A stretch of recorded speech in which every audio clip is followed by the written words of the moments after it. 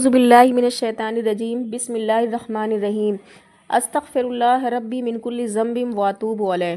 क्या आपकी ज़िंदगी में कोई ऐसा वक्त आया है जब आपको लगा हो कि कोई रास्ता ही बाकी नहीं बचा है, हर दरवाज़ा बंद हो चुका है, रिस्क में तंगी ने डेरा डाल रखा है, ज़हनी सुकून बर्बाद हो चुका है और दुआएं ऐसा लगता है कि अर्श तक पहुंचने से पहले ही दम तोड़ जाती हैं।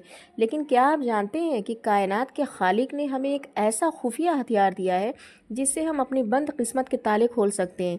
ये न सिर्फ गुनाहों को धो देता है बल्कि आसमान से रिज़्क़ की बारिश करवाता है और इस ताकत को हम इस्तिग़फ़ार कहते हैं। ये नामुमकिन को मुमकिन बना देता है। इसी बारे में मैं आपको एक वाक़या सुनाती हूँ डॉक्टर ईशान का, जो कि एक न्यूरो सर्जन थे जिनको सऊदी अरब के दौरे पर जाना था। वो फ़्लाइट में थे, मौसम इस कदर तूफ़ान ज़दा था कि उनकी फ़्लाइट को उतरवाना पड़ा।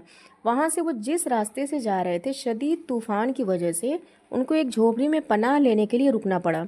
वहाँ एक बूढ़ी दादी अपने बीमार पोते के साथ थीं जिसकी दिमाग में कोई बीमारी हो गई थी। डॉक्टर ईशान ने पूछा कि क्या हुआ है, मुझे बताएं, मैं भी डॉक्टर हूँ।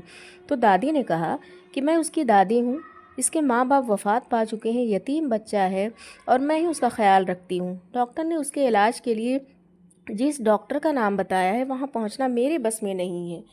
तो डॉक्टर ईशान ने कहा कि आप मुझे उस डॉक्टर का नाम बताइए, मैं उससे कांटेक्ट करने की कोशिश करूँगा। बूढ़ी दादी ने कहा, डॉक्टर ईशान। अब डॉक्टर साहब कहते हैं कि मुझे उसकी बात सुनकर रोना आ गया। मैंने कहा कि आप ऐसा क्या करती हैं कि जो अल्लाह ने वसीला बनाया?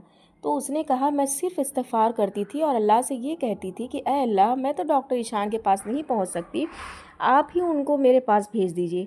सुभान अल्लाह, क्या मोजज़ा है इस्तिग़फ़ार का। इस्तिग़फ़ार करने वाले के लिए अल्लाह ताला ऐसे ऐसे रास्ते बनाता है कि वो सोच भी नहीं सकता।